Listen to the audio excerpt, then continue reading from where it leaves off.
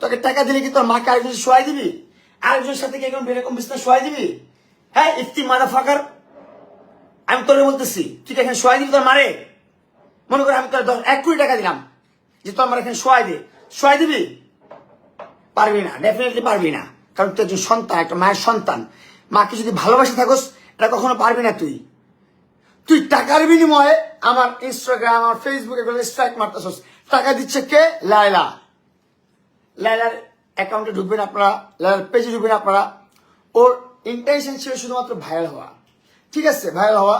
তুই আমার পিছনে ইনভেস্ট করছস, আমাকে এসি কিনে দিছস, খাট কিনে দিছস, সব কিনে দিছস। ঠিক আছে, ডান। একটা অ্যাক্টর, একটা ইনফ্লুয়েন্সার কি চায় যখন ইনভেস্ট করে? তখন বলে যে আপনি আমার পিছনে ইনভেস্ট করতেছেন, ঠিক আছে, আপনি কি চান? আপনাকে আমি সন্তুষ্ট রাখতে চাই, আপনাকে আমি খুশি রাখতে চাই। আপনাকে আমার পিছনে আপনার টাকা কষ্টের টাকা, অনেক কষ্টের টাকা। কোনো মানুষ ফাওয়া টাকা কামায় না এই দুনিয়াতে। প্রত্যেকটা মানুষ এই দুনিয়াতে অনেক কষ্ট করে টাকা কামায়। প্রত্যেকটা মানুষ, এভরি সিঙ্গেল পার্সন। একটা ভিক্ষুক রাস্তায় 24 ঘন্টা দৌড়ায় তারপর টাকা কামায়। প্রত্যেকটা সিঙ্গেল টাকার অনেক অনেক কৈফিয়ত দিতে হয় মানুষের। অনেক কষ্ট করে টাকা কামায় মানুষ। সেম ওই মানুষটা আমার অনেক কষ্ট করে টাকা কামাইছে, এন্ড আমার পিছনে ইনভেস্ট করছে। ইনভেস্ট করার পর আমি তাকে ভাইরাল করে দিছি, পপুলার করে দিছি, ইনস্টাগ্রাম, ফেসবুক, ইউটিউব, সব জায়গায়, প্রত্যেকটা সোশ্যাল মিডিয়াতে। এতদিন কোনো কিছু ছিল না।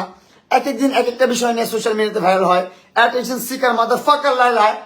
ঠিক আছে, এখন তার নামের পিছনে মোসাম্মদ লায়লা আক্তার ফারহাদ, তার জামাইয়ের নাম এখনো আছে। আমি বলি তার মা বাপ কি দেখে না? সে একজন আর্মি ব্রিগেডিয়ার, এটা ওটা, সেটার বউ, জামাই, বাচ্চা, এটা ওটা সেটা, তারা কি দেখে না?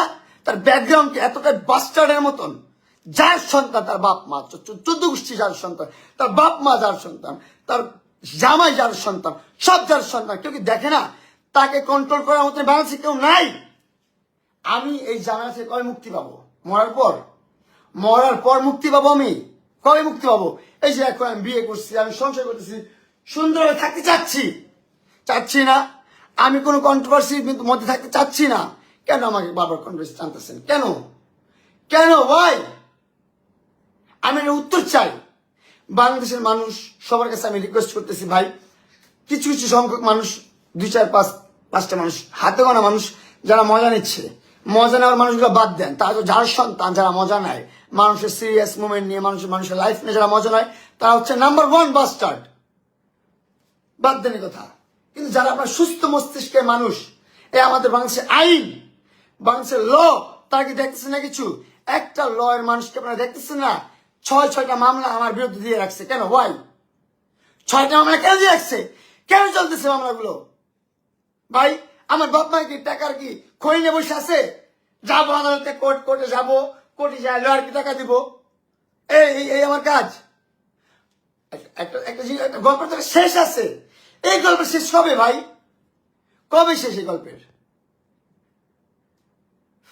আমি বুঝতে পারবো না। আমি কোন রাস্তা দিয়ে সাফার করতেছি, কোন ওয়ে দিয়ে আমি যাচ্ছি ভাই। I can't explain it. আমি এক্সপ্লেন করতে পারবো না এত কিছু। হাইপ অফ দ্য মোমেন্ট, অনেক কিছু বের হয়, স্লিপ অফ দ্য টাং, অনেক কিছু মুখ দিয়ে বের হয়ে যায়। বাট আমি এতটুকু বলতে চাই ভাই, আমি কি বাঁচতে পারবো না? আমি কি মরে যাব? কি চান আপনারা? এই মতো একটা মেন্টালি সিক, প্রতিবন্ধী একটা মানুষ, যে দুইটা আর্মি সংসার করতে পারে নাই, যে বাপ মার কথা মতো চলতে পারে না। তার বাপ ছিল আখতারুজ্জামান, সারটা নষ্ট। আমি অলরেডি অনেক কিছু পেয়ে গেছি, অনেক প্রুফ আমার কাছে আছে। আমি চাই না কারো বাপ মাকে ছোট করতে। সবার বাবা মার কাছে বড়। একটা প্রস্টিটিউটও একটা সন্তানের মা হয়, তাই না? মার সম্মান আলাদা, বাবার সম্মান আলাদা। আমি বলতে চাই, এই ব্লু ফাইল লায়লা, তার মাথায় এত সমস্যা, মানে অ্যাটেনশন সিক। 1 পা যাই আছে কবরের ভিতরে ভাই, 1 পা না, 2 পায়ে কবরে গেছে গা। আমাদের বাংলাদেশে গড়াই কত? সর্বোচ্চ 70-80। আমি আল্লাহর উপর কথা বলতেছি না। আল্লাহ চাইলে মানুষ হাজার বছর বাঁচতে পারে, কিন্তু বাংলাদেশে গড়াই কতটুকু ভাই? 70-80, এর চেয়ে বেশি হতো। আমি তো ডিস্টার্ব করছি না তাকে, আমি তাকে কিছু বলতেছি না, আমাকে দাও, আমার সাথে করো। সে বারবার মানে কিছু না কিছু করতেছে আর আমার লাইফে ইফেক্ট পড়তেছে। 2 বছর হয়ে গেছে, 2 বছর তার সাথে আমার কোনো প্রকার সম্পর্ক নাই। তার মতো একটা মাদারফাকার যায় গ্র্যান্ড ওপেনিং করতে। আর আপনার কত বড় মাদার চোদ, আপনার গ্র্যান্ড ওপেনিং করতে ওর মতো একটা বাস্টার্ডকে নিয়ে যান। কেন কেন নিয়ে যান? পপুলারিটি, ভিউজ, হাই রে সারা দুনিয়া সব টাকার গোলাম, মাদার চোদেরা সব টাকার গোলাম।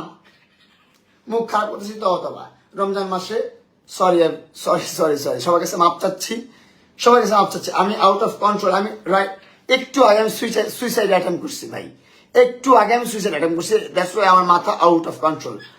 ইফতি মাদার চোদ, তুই দুনিয়ার যেখানে আসোস ওইখান থেকে বাইরে তোরে মারবো। তোরে কি করবো তুই দেখ। ও বলতেছে এনসিপির ওসমান হাদির অ্যাকাউন্ট উড়াই দিছি, আমার কিছু করতে পারে না। তোর মতন প্লিজ আমাকে উড়াই দিবা না, আমার কিছু আসে যায় না। আমার ইনস্টাগ্রাম অলরেডি ব্যান, আমার ফেসবুক পেজটা ব্যান ছিল, আমার ফেসবুক আইডি ব্যান।